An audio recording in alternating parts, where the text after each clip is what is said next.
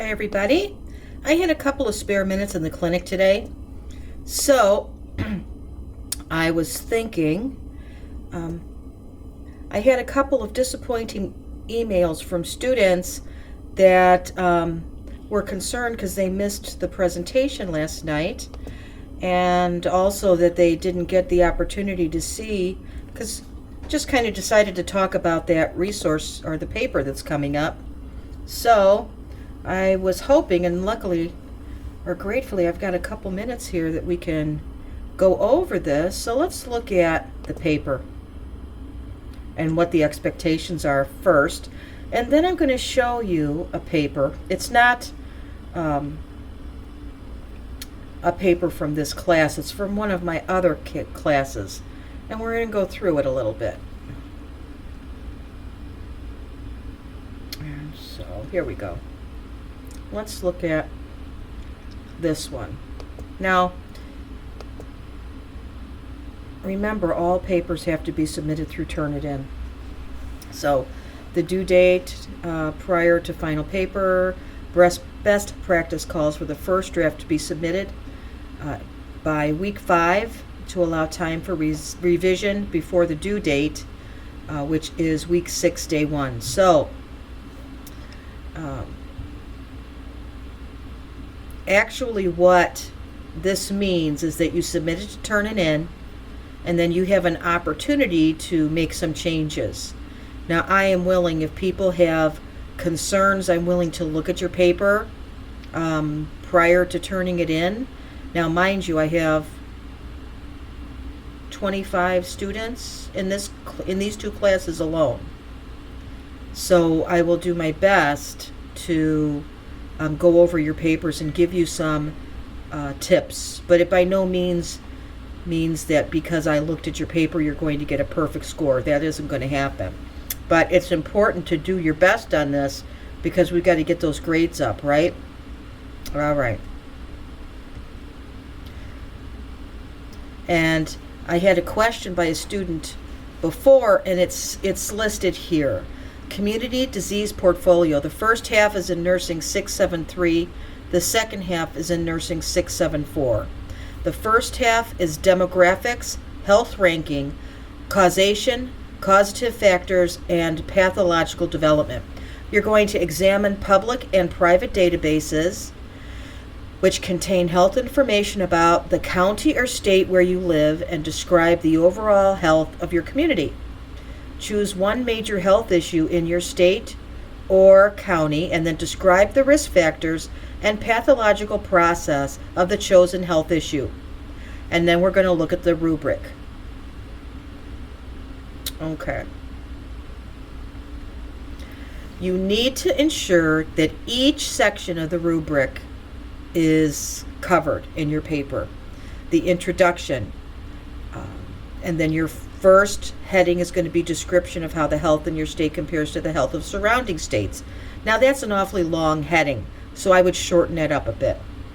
Then this is your second heading, third heading, fourth heading, fifth heading, sixth, seventh, eighth, 9, 10, 11, 12.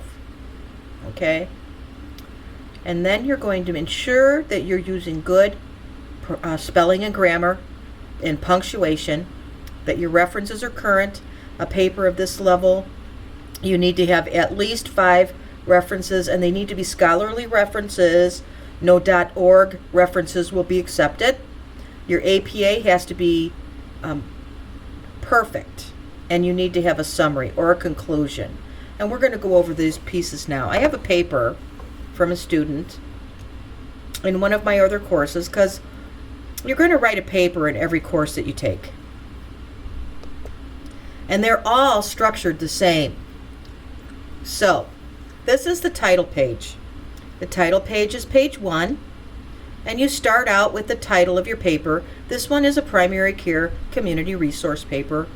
Olivet, Professor Demito, and then you would write your, this course was in a practical course, the course number and section and the date.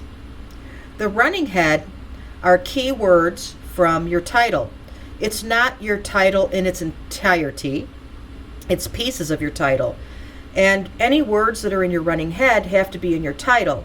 So they can't be totally different. So this one's primary care community resources paper. I couldn't write primary care pathological resources. It can't work that way. The running head has to be key words from your title. And then as we move down, you have to have this on your title page stating that you are verifying, and you can use an electronic signature here, that this paper is your in work, that it hasn't been, you're not infringing upon anyone's copyright, you're not plagiarizing. Okay? Page 2. We have no abstracts in these papers, so don't worry about that. Page 2, all papers start off with a title. The title is centered, not bold. And see, there's your running head up there. Your running head is going to be on every page. Now this first paragraph is your introductory paragraph, and you can see on this one how she wrote it. This paper presents the healthcare and wellness facilities available as well as technology used in the primary care offices this student nurse practiced. Now, in scholarly papers, you do not use I references. So, in this particular case, the student opted to use this student nurse practiced. So you can do that. You would not write I practiced or my practice. You need to use references like this. That's a scholarly paper. And she's also clarified the purpose of her paper. So that's what the introductory paragraph is all about. The introductory paragraph is giving the reader an understanding of what the rest of the paper is going to be about. Okay? And it has a purpose statement in it. When I write papers, I always make sure that I write in that first paragraph, the purpose of this paper is, so that my professor, there's no doubt, she has no doubt that I have written the purpose of my paper in that introductory paragraph. Then we start with the first heading. Headings are bold, with large words capitalized and centered. And this one goes into the demographics. So all of the material that's going to be in the paragraph is on demographics of the community. And don't make your paragraphs too long. Each paragraph represents one thought. If the thought changes, but the topic remains the same, write another paragraph. If the thought changes and the topic changes, then you have a new heading. So right here we have a new heading. Now this student elected to do it this way, and this is fine. Healthcare facilities in the community. That's her heading, and she centered it, bold, with large words capitalized. And then she was going to discuss several facilities in the community. So she opted to do subheadings for each of the facilities, which is a really good way to organize a paper. So what she did here, she made a subheading, healthcare centers, bold, large words capped, and then she wrote about that healthcare center. Then she went to primary care practices, and she made some errors here because you can see these words are not started with a capital letter, and they should be. But it goes into that practice. Here, same thing. She's got some errors here because she didn't make that care and facilities caps. Same thing here. Same thing here. So now she is starting a new topic. The new topic is public health versus private health. And she has a subheading here where she's writing the definition. Now, I don't think she necessarily needed to write the word definition here, but I wouldn't ding you for doing so. This is how she opted to do it, but I don't think it's necessary. So this first paragraph here is defining a little bit of what she means by public health versus private health. So that's what she's writing there. Next heading, role of public health care system. So now the next set of paragraphs is going to be on the role of the public health care system. And she has used some bullet points here. I strongly discourage you from using bullet points in your paper. It takes away from your paper. It's much better to write it out. In fact, as you move forward in your career and your education, that's something that isn't going to be allowed. Anything that would be bullet pointed would be an appendix. Okay. And she's opted places for healthy lifestyle behavior. And she's put a picture in here, which, that's fine too. I wouldn't have done that. I would have put it in the appendix, but I'm not going to knock it off for that. Wellness promotion and providers, technology used in the medical office. So this is how your paper is going to be set up. And then a very important piece is the conclusion. Every paper needs to have an introduction, a body, and then a conclusion. The conclusion sums up your paper as a whole. Never introduce new material into the conclusion. The conclusion, you're essentially summing up what you've just said in the paper.